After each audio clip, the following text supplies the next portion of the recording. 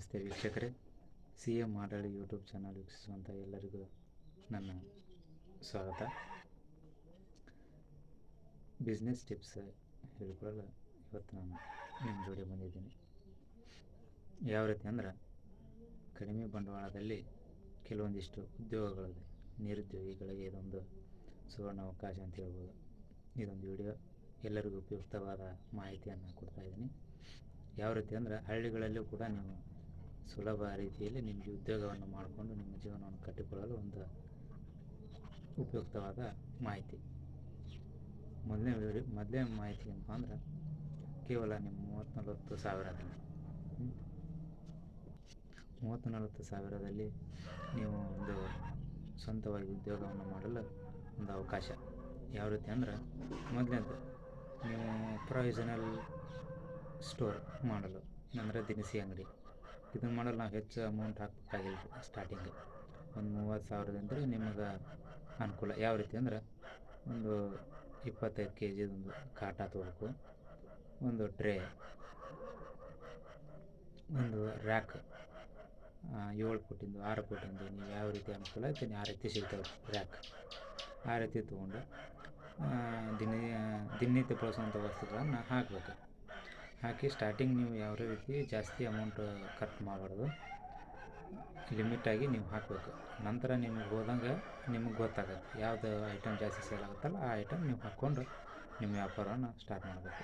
ಹೊಳ್ಳಿ ಈ ವ್ಯಾಪಾರ ಸ್ಟಾರ್ಟ್ ಮಾಡೋಕೆ ಒಂದು ಏನಪ್ಪ ಅಂದ್ರೆ ಒಂದು ಟಿಪ್ಸ್. ಯಾವ ರೀತಿ ಅಂದರೆ, ನೀವು ಹೆಚ್ಚು ಜನ ದಟ್ಟಣೆ ಇರುವಂಥ ಪ್ರದೇಶದಲ್ಲಿ, ಬಸ್ ಸ್ಟ್ಯಾಂಡು, ಹೋಟೆಲು, ಹಿಂಗೆ ಸಂಘ ಸಂಸ್ಥೆಗಳಿರುವಂಥ ಸ್ಥಳದಲ್ಲಿ ನೀವು ಕಿರಾಣಿ ಅಂಗಡಿ ಇಟ್ಟರೆ ಒಂದು ಅನುಕೂಲಕರ ಹೋಗತ್ತೆ. ನಂತರ ಇದು ಕಿರಾಣಿ ಅಂಗಡಿ ಆಯಿತು. ನೆಕ್ಸ್ಟ್ ಒಂದು ಜೆರಾಕ್ಸ್ ಮಷೀನು ಇಟ್ಟರೆ ಒಂದು ಅನುಕೂಲ. ಯಾವ ರೀತಿ ಅಂದ್ರೆ, ಇದು ಬ್ಯಾಂಕು, ಸ್ಕೂಲು, ಕಾಲೇಜು ಹತ್ರ ಒಂದು ಸಣ್ಣ ಶಾಪ್ ಮಾಡಿಕೊಂಡು ಒಂದು ಸ್ಟೀಲ್ ತಗಡಿಂದ ಮಾಡಿಕೊಡ್ತಾರೆ, ಡಬ್ಬಿ ಥರ ಮಾಡಿಕೊಂಡು. ಇದು ಜೆರಾಕ್ಸ್ ಮಷೀನು ಅಥವಾ ಸ್ವಲ್ಪ ಕರೆಂಟಿನ ವ್ಯವಸ್ಥೆ ಮಾಡಿಕೊಂಡು ಇದನ್ನ ಇಟ್ಟಿದ್ದಕ್ಕರೆ ಆದರೆ ಒಂದು ಅನುಕೂಲ. ಇದು ಕೇವಲ ಒಂದು 40,000 ರೂಪಾಯಿ ಖರ್ಚಾಗ್ಬೋದು ರೀ ಜೆರಾಕ್ಸ್ ಮಷೀನು. ಒಂದಿಷ್ಟು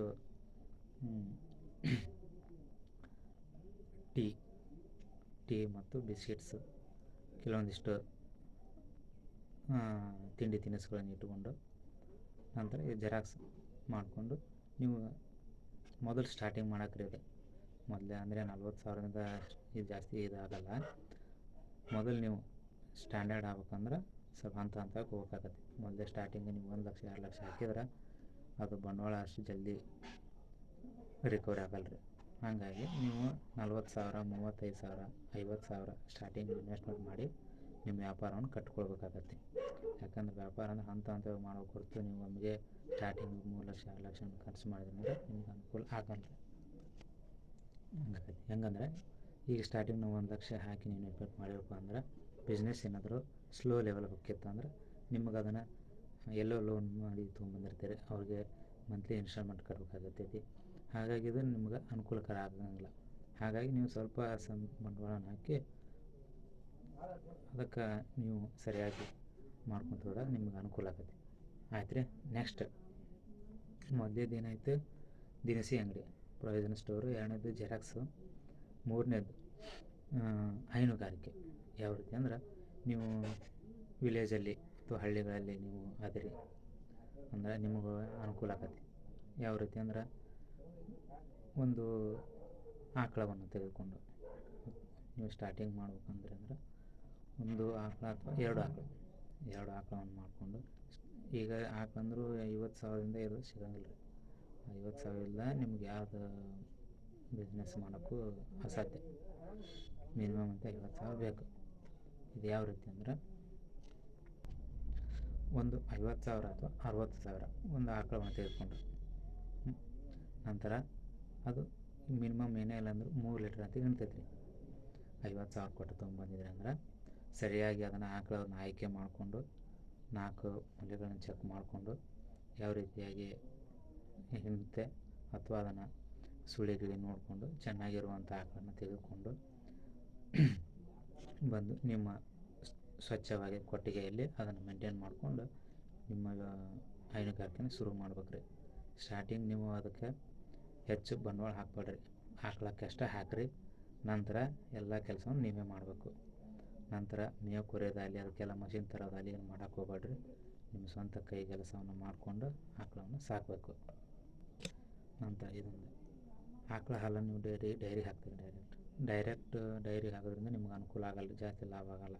ಅದನ್ನೇನು ಮಾಡಬೇಕು, ಹೈನ ಮಾಡಬೇಕು. ಹೈನ ಅಂದ್ರೆ ಏನು, ಹೈನುಗಾರಿಕೆಯಿಂದ ಏನು ಬರೀ ಕೇವಲ ಹಾಲು ಹಿಂಡಿ ಡೈರಿಗೆ ಹಾಕೋದಲ್ಲ. ಹೈನುಗಾರಿಕೆಯಿಂದ ಮೊಸರು ಮಾಡಬೇಕು, ಮೊಸರಿಂದ ಬೆಣ್ಣೆ ಮಾಡಬೇಕು, ಬೆಣ್ಣೆಯಿಂದ ತುಪ್ಪ ಮಾಡಬೇಕು. ಇದು ಹೈನುಗಾರಿಕೆ ಅಂತಂದರೆ. ನೀವು ಕೇವಲ ಬರೀ ಹಾಲು ಹಿಂಡಿ ಡೈರೆಕ್ಟ್ ಡೈರಿಗೆ ಹಾಕಿದ್ರೆ ಒಂದು ₹100 ಸಿಗ್ಬೋದು ನಿಮ್ಮ ಒಂದು ಆಕಳಿಂದ. ಅಂದರೆ ಮುಂಜಾನೆ 100, ಸಂಜೆ 100, ಅಂದರೆ ₹200. ಅದರ ಮೊಸರು ಮಾಡೋದ್ರಿಂದ ನಿಮಗೆ ಹೆಚ್ಚು ಲಾಭ ಸಿಗ್ತೈತಿ. ಒಂದೇ ಆಕಳದಿಂದ ನೀವು ₹300ವರೆಗೂ ದಿನಕ್ಕೆ ದುಡಿಬೋದು. ನೆಕ್ಸ್ಟ್ ಇದು ಒಂದೇ ಆಕಳ ಅಂದ್ರೆ ಇದು ಮತ್ತು ಕಟ್ಕೊಂಡು ಮತ್ತೆ ಇಳಿತೈತೆ ರೀ. ಅವಾಗ 2 ಆಗ್ತವೆ. ನಿಮಗೆ ಮತ್ತೆ ಕೆಲಸ ಹೆಚ್ಚಾಗ್ತೈತಿ. ಮತ್ತೆ ಅದನ್ನು ಚೆನ್ನಾಗಿ ಬೆಳೆಸ್ಕೊಂಡು ಹೋಗಿದ್ರಿ ಅಂದ್ರೆ ಅದು ಬೆಳ್ಕೊತ ಹೋಗ್ತೈತಿ. ಒಳ್ಳೆ ನಿಮಗೆ ಗೊಬ್ಬರ ಸಿಗ್ತೈತೆ ರೀ. ನಿಮ್ಮ ಹೊಲ ಇದ್ರೆ ಅಂದರೆ ಗೊಬ್ಬರ ಹಾಕಿ ಸಾವಯವ ಕೃಷಿ ಕೂಡ ನೀವು ಮಾಡ್ಬೋದು. ಉನ್ನತ ಮಟ್ಟದ ಬೆಳೆಯನ್ನು ತೆಗಿಬೋದು. ನಂತರ ನೀವು ಹೊಲ ಇಲ್ಲರಿ ಅಂದರೂ ನೀವು ಬೇರೆಯವರು ಮಾರಕ್ಕೆ ತೊಗೊತಾರೆ. 3,000 ಇಲ್ಲ ಒಂದು ಗಾಡಿಗೆ ಗೊಬ್ಬರಕ್ಕೆ ಕಡಿಮೆ ಅಂತೂ ಇಲ್ಲ. ಆಯ್ತು ರೀ, ಈ ಹೈನುಗಾರಿಕೆ ಬಿಡೋಣ ರೀ, ಸಾಕಿನ. ಜಾಸ್ತಿ ಲೆಂತ್ ಮಾಡ್ಕೊತ ಹೋದ್ರೆ ನಿಮ್ಗೆ ಜಾಸ್ತಿ ವಿಷಯಗಳನ್ನ ಹೇಳ್ಕೊಂಡು ಹೋದಂಗೆ ಆಕತಿ. ಈಗ 3 ವಿಷಯಗಳದು. ಒಂದು ಸ್ಟಾರ್ಟಿಂಗ್ ಏನು ಹೇಳಿದೆ, ಪ್ರೊವಿಷನ್ ಸ್ಟೋರು, ಜೆರಾಕ್ಸ್ ಮಷೀನು, ಹೈನುಗಾರಿಕೆ. ನೆಕ್ಸ್ಟ್ ಇನ್ನೊಂದು ಈಗ 4ನೇದು ನಿಮ್ಗೆ ಇನ್ನೂ ಈಸಿಯಾಗಿ ತರಬೇಕಂದ್ರೆ ಒಂದು ಸಣ್ಣ ಸ್ನ್ಯಾಕ್ಸ್ ಹೋಟೆಲ್. ಯಾವ ರೀತಿ ಅಂದ್ರೆ ಬನ್ ಮಿರ್ಚಿ ಆಗಿರ್ಬೋದು, ಪಾವ್ ಭಾಜಿ ಆಗಿರ್ಬೋದು, ಇಡ್ಲಿ ಸೆಂಟರ್ ಆಗಿರ್ಬೋದು. ಇದಕ್ಕೆ ಕಡಿಮೆ ಬಂಡವಾಳ, ಒಂದು 15,000ದಾಗ ನೀವು ಬಿಸ್ನೆಸ್ ಸ್ಟಾರ್ಟ್ ಮಾಡ್ಬೋದು. ಒಳ್ಳೆ ಹೆಚ್ಚು ಇದನ್ನು ಕೂಡ ನೀವು ಆಯ್ಕೆ ಮಾಡುವಂಥ ಸ್ಥಳದ ಮೇಲೆ ಆಯ್ಕೆ ಆಗ್ತದೆ. ಹೆಂಗಂದ್ರೆ ನೀವು ಹೆಚ್ಚು ಬಸ್ ಸ್ಟ್ಯಾಂಡು, ಹೋಟೆಲ್ ಹತ್ತಿರ ಇಡಕ್ಕೆ ಹೋಗ್ಬೇಡ್ರಿ. ಬಸ್ ಸ್ಟ್ಯಾಂಡು, ಸ್ಕೂಲು, ಕಾಲೇಜ್ ಹತ್ತಿರ ಈ ಹತ್ರ ನೀವು ಏನಾದರೂ ಇಟ್ಟೇರಿ ಅಂದ್ರೆ ಹೆಚ್ಚು ಜನದಟ್ಟಣೆ ಇರಬೇಕು. ಆ ಪ್ರದೇಶದಾಗ ನೀವೇನು ಇಡ್ಲಿ ಸೆಂಟ್ರು ಅಥವಾ ಸ್ನ್ಯಾಕ್ಸ್ ಸೆಂಟ್ರ್ ಇಟ್ಟರೆ ನೀವು ಕ್ಲಿಕ್ ಆಗತ್ತೆ. ಇದು ಕಡಿಮೆ ಬಂಡವಾಳದಾಗ ನಿಮ್ಗೆ ಹೆಚ್ಚು ಲಾಭ ತರುವಂಥ ವಿಷಯ ಅಂದರೆ ಇದೊಂದು ಹೋಟೆಲ್ ಅಂತ ಹೇಳ್ಬೋದು. ಇದು ಕಡಿಮೆ ಬಂಡವಾಳ ಹೆಂಗಂದ್ರೆ ನೀವೊಂದು ಗ್ಯಾಸು ಸಿಲಿಂಡರ್ ಅವಕ್ಕೆ ಬೇಕಾದ ಅಡುಗೆ ಮಾಡುವಂಥ ಸಾಮಗ್ರಿಗಳು ಈ ರೀತಿಯಾಗಿ ನೀವು ಮಾಡ್ಕೊಂಡಾಗ ನಿಮ್ಗೆ ಅನುಕೂಲ ಆಗತ್ತೆ. ನಂತರ ಇದಕ್ಕೆ ಏನೇ ಇಲ್ಲ ಅಂದರೂ ಸ್ವಚ್ಛತೆ ಮೇನ್ ಇಂಪಾರ್ಟೆಂಟ್ ರೀ ಹೋಟೆಲಿಗೆ. ನೀವು ಸ್ವಚ್ಛತೆ ಸಾಮಗ್ರಿಗಳನ್ನು ಉನ್ನತ ಮಟ್ಟದ ಆಹಾರ ಸಾಮಗ್ರಿಗಳನ್ನು ನೀವು ಬಳಸಬೇಕು. ನಿಮ್ಮ ಕ್ವಾಲಿಟಿ ಮತ್ತು ಕ್ವಾಂಟಿಟಿಯನ್ನು ಸರಿಯಾಗಿ ಮೇಂಟೈನ್ ಮಾಡಬೇಕು. ಒಂದೇ ರೀತಿಯಾಗಿ ಕೊಡಬೇಕು. ಸಣ್ಣ ಡಿಸ್ಟರ್ಬೆನ್ಸ್, ಯಾಕಂದ್ರೆ ಇದು ಹಳ್ಳಿ ಕಡೆ, ನಮ್ಮದು ಹಳ್ಳಿ ರೀ. ಇಲ್ಲೇ ಹಿಂದೆ ಬಸ್ ಸ್ಟ್ಯಾಂಡ್ ಅದಾವೆ, ಸ್ವಲ್ಪ ಸೌಂಡ್ ಬರ್ತೈತೆ. ಅದ್ರ ಬಗ್ಗೆ ತಲೆ ಕೆಡಿಸ್ಕೊಂಡ್ರೆ ಕೇವಲ ಬರೀ ವಿಷಯಗಳ ಮೇಲೆ ಫೋಕಸ್ ಮಾಡಿ ವಿಷಯಗಳನ್ನು ತಗೋರಿ ಸಾಕು. ಈಗ ಉಪಯುಕ್ತ ಮಾಹಿತಿ 4 ಮಾಹಿತಿಗಳಾದವು. ನಂತರ ಇನ್ನೂ ಒಂದಪ್ಪ ಏನಂದ್ರೆ, ನಿಮಗೇನಾದರೂ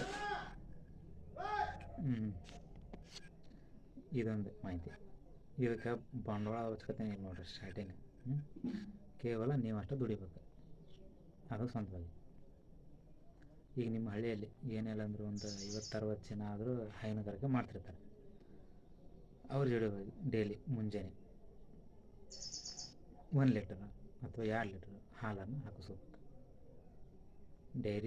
ಡೈರಿಕಿನ ₹1, ಡೈರಿಕಿನ ₹1 ಅಥವಾ ₹2 ಹೆಚ್ಚಿಗೆ ಮಾಡಿಕೊಂಡು ನೀವು ಹಾಲನ್ನು ಪರ್ಚೇಸ್ ಮಾಡಿಕೊಂಡು, ನಂತರ ಬೇರೆ ನಿಮ್ಮ ವಿಲೇಜ್ ಅಥವಾ ಹಳ್ಳಿಯಲ್ಲಿ ಅಥವಾ ಬೇರೆ ಕಡೆ ನಗರ ಹತ್ತಿರವಾಗಿತ್ತಂದ್ರೆ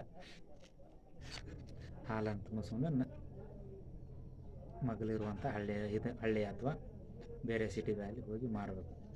ಮಾರೋದ್ರಿಂದ 1 ಲೀಟ್ರಿಗೆ ಏನಂದ್ರೆ ₹20 ಲಾಭ ಆದರೂ ಸಿಗುತ್ತೆ ನಿಮಗೆ. ಅದನ್ನು ಯಾವ ರೀತಿ ಮಾಡ್ಬೇಕಂತಂದರೆ, ನಿಮಗೆ ಅದು ಮಾಡ್ತಾ ನಿಮ್ಗೆ ಯಾರಾದರೂ ಟಿಪ್ಸ್ ಕೊಡ್ತಾರೆ, ಇದರಲ್ಲಿ ಮೆನ್ಷನ್ ಮಾಡೋದು ಬೇಡ. ಆ ರೀತಿಯಾಗಿ ನೀವು ಮಾಡಿಕೊಂಡು ನಿಮ್ಮ ವ್ಯಾಪಾರವನ್ನು ಸ್ಟಾರ್ಟ್ ಮಾಡ್ಬೋದು. ಸ್ಟಾರ್ಟ್ ಮಾಡಿ ಅವ್ರ ವಾರಕ್ಕೆ ರೀತಿಯಾಗಿ ನೀವು ಪಗಾರವನ್ನು ಕೊಡ್ಬೋದು. ಅವರೇ ಹಾಲು ತೆಗೆದುಕೊಂಡಿದ್ದರೆ ಅವ್ರಿಗೆ ಅಮೌಂಟನ್ನು ಕೊಡ್ಬೋದು. ಈ ರೀತಿಯಾಗಿ ನೀವು ಕಡಿಮೆ ಬಂಡವಾಳದಲ್ಲಿ ನಿಮ್ಮ ವ್ಯಾಪಾರವನ್ನು ಸ್ಟಾರ್ಟ್ ಮಾಡಲು ಒಂದು 5 ಟಿಪ್ಸ್ಗಳನ್ನು ಕೊಟ್ಟಿದ್ದೀನಿ. ನೀವು ಹೆಚ್ಚು ಈ ರೀತಿಯಾಗಿ ಒಳ್ಳೆಯ ಟಿಪ್ಸ್ ಕೊಡ್ತಾ ಇರ್ತೀನಿ. ನೀವು ಅವಶ್ಯಕವಾದ ಮಾಹಿತಿಯನ್ನು ತಿಳ್ಕೊಂಡಿದ್ದಕ್ಕಾಗಿ ನಿಮಗೆ ಏನಾದರೂ ಸಂತೋಷವಾದರೆ ಒಂದು ಲೈಕ್ ಬಟನ್ನು, ಸಬ್ಸ್ಕ್ರೈಬ್ ಆಗಿರಿ. ನಾನು ಮಾಡುವಂಥ ಒಳ್ಳೆಯ ವಿಷಯಗಳನ್ನು ನೀವು ನೋಡಲು ಅನುಕೂಲ ಆಗುತ್ತೆ. ಧನ್ಯವಾದಗಳು ಸ್ನೇಹಿತರೆ.